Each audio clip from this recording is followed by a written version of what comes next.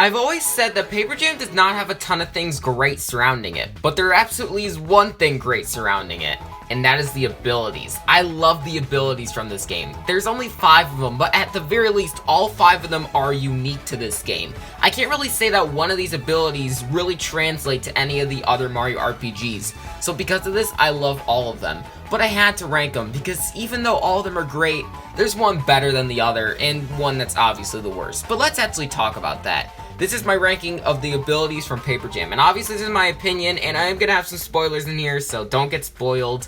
And yeah, let's just get started.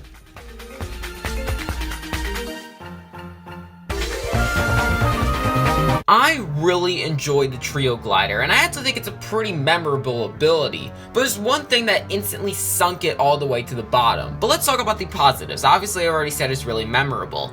I also really like the reference to the 1,000-Year Door, because obviously the paper airplane was the first ability you learned at the 1,000-Year Door, and this is the last one you learn here. I really like that nudge, and I'm glad that Paper Mario is the actual airplane. It's a really cool reference, and I really enjoy it. But the fact that instantly sunk into number 5 is that this ability is extremely underused. I mean, really think about it. You probably will be able to come up with an answer after you really think about it, but instantly, can you really give me this answer? When is this paper airplane used, aside from Bowser's Castle? I mean, where? I mean, it's fun to use, don't get me wrong, but just use stuff like the dash to get around, so it's not really useful in that regard. It doesn't really have a second ability, so I think that because of this, I think that it has to go at number 5. Again, I really like how it controls, and I really like the reference, but because it's so underused, it has to drop all the way to the bottom.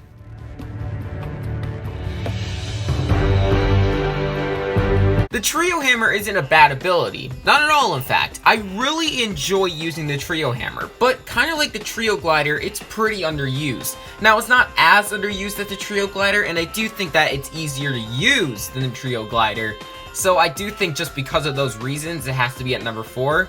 But other than that, I mean, these are just the exact same criteria for why these are really low. It's not really that fun to use these things.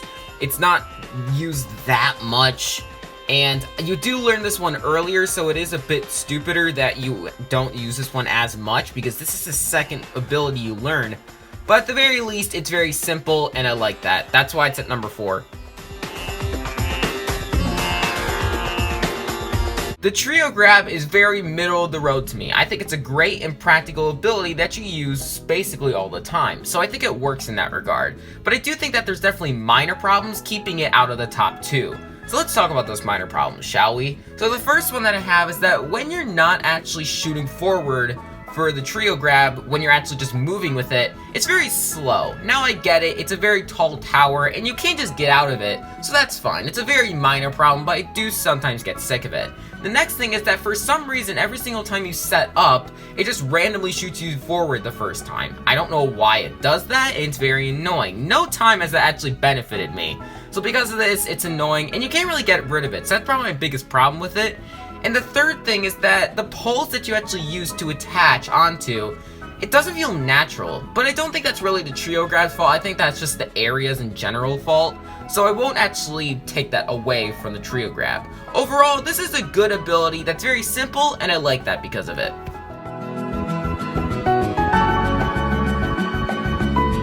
These two abilities that are in the top 2 are some of my favorite abilities from any Mario RPG. I love these abilities so much, but I had to break the tie, so number 2 goes to the dash. I hate how open these areas are in Paper Jam. I love that the dash socks in a way kind of fix that. Now I still hate how open these areas are, it's still a huge problem for me.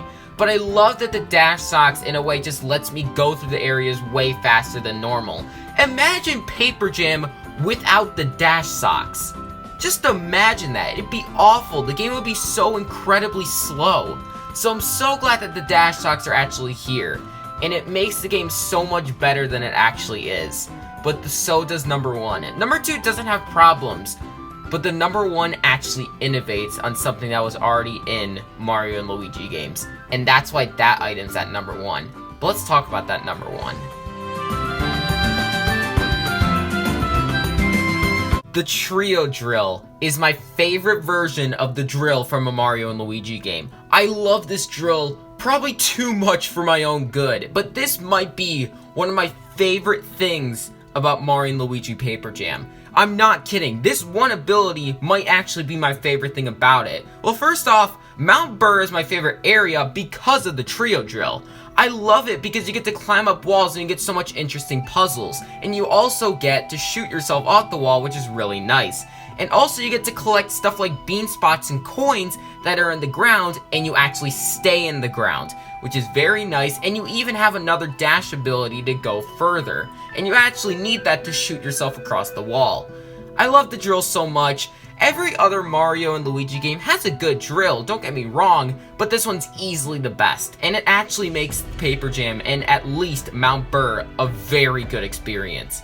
Thank you guys for watching this video. My next video will be on one of the Mario RPGs. I'm actually kind of running out of ideas, so leave ideas in the comments below. And if you lasted this long and you're not subscribed yet, please subscribe. I'm a small channel, so it always helps, and I'll see you guys in the next video.